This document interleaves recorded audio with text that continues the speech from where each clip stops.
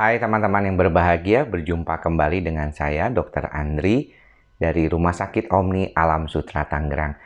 Di kesempatan kali ini saya ingin kembali membahas dan mungkin mengingatkan kita semua, termasuk diri saya sendiri, tentang adanya hal-hal yang kita dalam kehidupan ini bisa kontrol, kita bisa kendalikan, namun banyak juga hal-hal dalam kehidupan kita ini yang tidak bisa kita kontrol. Nah, apa sebenarnya yang bisa kita kontrol dan apa yang tidak bisa kita kontrol? Sebenarnya ini banyak sekali berkaitan dengan bagaimana kita menyikapi kehidupan kita.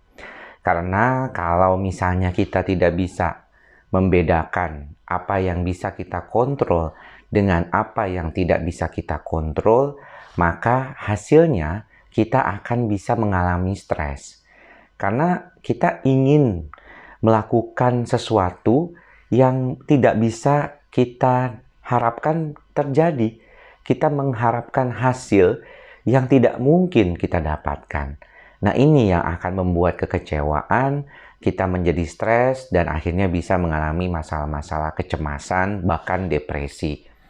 Jadi, sebenarnya kalau di dalam kehidupan ini, banyak hal-hal yang bisa kita kontrol. Apa saja sebenarnya yang paling bisa kita kontrol adalah diri kita sendiri. Sedangkan hal-hal di luar dari diri kita sulit kita kontrol.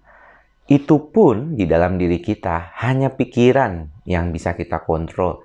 Apalagi kalau misalnya kita dalam keadaan sehat.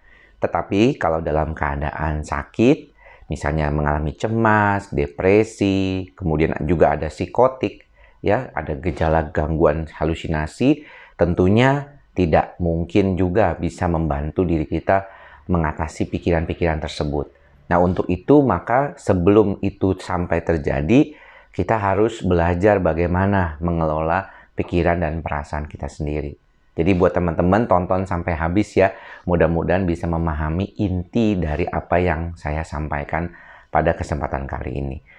Nah, kalau misalnya kita berbicara tentang hal yang tidak bisa kita kontrol, sebenarnya banyak sekali hal-hal ini yang bisa terjadi. Misalnya, bahkan kesehatan kita sendiri. Ada mungkin teman-teman yang merasa sudah begitu menjaga kehidupannya, sehat, ya, kemudian tidak mengalami suatu kondisi yang buruk untuk menjaga kesehatannya supaya lebih baik. Misalnya selalu tidak merokok, makan makanan yang sehat, berolahraga, ya, semuanya sudah bagus lah. Tapi kok tetap sakit juga gitu ya? Karena memang ternyata kesehatan kita ini juga salah satu yang kita upayakan bisa kita kontrol, tapi hasilnya belum tentu. Karena ada hal-hal di luar dari diri kita yang tidak bisa kita kontrol. Misalnya bakteri, virus, ya, itu kan tidak bisa kita kontrol. Yang kita bisa kontrol adalah misalnya saat ini kita memakai masker, menjaga jarak gitu ya. Tapi kalau misalnya kita menghadapi situasi lingkungan yang tidak memungkinkan kita melakukan itu, maka kita jadinya susah. Makanya sebaik-baiknya kita yang perlu mengendalikan. Contohnya ya tadi, kalau misalnya kita nggak mau kena virus corona ini, kita harapkan supaya jaga jaraknya tetap dijalankan. Kemudian bagaimana kita bisa berpikir supaya lebih baik gitu ya, terhadap bagaimana kita menjaga jarak dan juga memakai masker. Ini penting sekali kita lakukan. Karena hal-hal yang kita bisa kontrol saja itu tidak bisa mencegah kita pada kondisi yang misalnya sakit gitu ya. Walaupun sudah berupaya banget nih minum vitamin dan segala macamnya, itu kan hal-hal yang kita lakukan untuk mencegah penyakit. Tapi kadang-kadang karena begitu banyaknya akumulasi dari virus itu sendiri, maka terjadilah problem-problem kesehatan. Sebenarnya begitu juga terhadap kita menghadapi stres kehidupan kita sehari-hari. Hal yang paling sering terjadi adalah kita berupaya ingin semuanya itu sesuai dengan keinginan kita. Kita kepinginnya beres, kita kepinginnya baik-baik semua. Pokoknya harapan kita ya harapan yang bagus tentunya kan. Dan sebagai manusia saat ini, mungkin kita berharap bisa melakukan semua pekerjaan dalam satu waktu. Kita bisa multitasking, bisa ngerjain ini, bisa ngerjain itu, bisa ke sana, bisa ke sini gitu ya. Dan sebenarnya pada kenyataannya itu tidak mungkin. Karena kalau kita berbicara tentang apa yang terjadi di dalam kehidupan kita saat ini, mungkin saya bisa bilang bahwa sebenarnya kita ini sudah cukup berkelebihan. Ya, berkelebihan apa? Berkelebihan sumber-sumber yang bisa mengganggu kita. Ya, contohnya misalnya handphone. Handphone, siapa di antara teman-teman yang mungkin susah untuk melepaskan diri dari handphone? Nggak bisa sama sekali.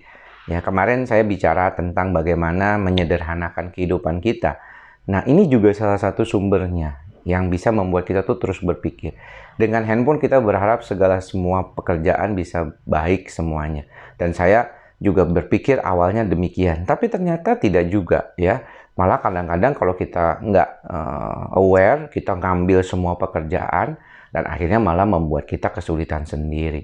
Nah, menariknya sebenarnya banyak di antara kita itu yang sudah memahami bahwa kita itu punya keterbatasan, ya, kita itu punya keterbatasan.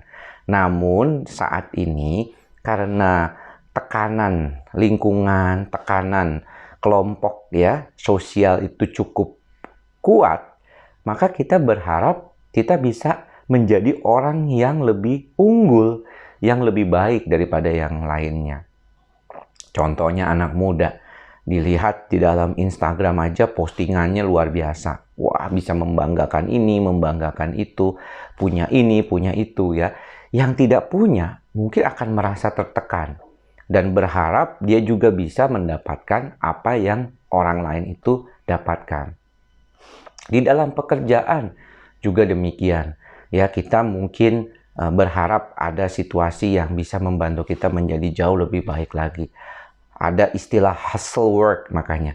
Nah, istilah hustle work inilah yang membuat orang bekerja mati-matian ya supaya mendapatkan imbalan atau mendapatkan achievement ya, sesuatu yang bisa membuat dia bangga gitu, yang bisa dia banggakan ke orang-orang. Namun seringkali prosesnya malah membuat orang itu sendiri stres. Kenapa? Karena banyak banget dia harus berurusan dengan orang lain, banyak banget dia harus berurusan dengan situasi-situasi yang dia tidak bisa kontrol dan dia tidak bisa menerima itu. Sehingga ketika dia merasakan hilang kendali, tidak ada kontrol terhadap keadaan yang dia jalani sehari-hari, dia merasakan kesebelan, nggak enak, males, kesel, dan segala macam yang dia rasakan. Kalau ini terus berlangsung, maka hasilnya orang itu akan mengalami stres. Jadi ingin saya ingatkan kembali buat teman-teman dan buat diri saya sendiri juga adalah bahwa ada sesuatu hal yang memang kita tidak bisa kontrol dalam kehidupan ini.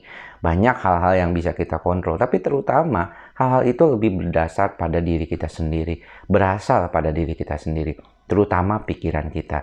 Selagi masih sehat pikiran kita, maka latihlah yang baik, kontrollah dengan baik, jangan loncat-loncat pikirannya, fokus pada apa yang kita kerjakan sehari-hari, dan kalau bisa memang jangan terlalu banyak.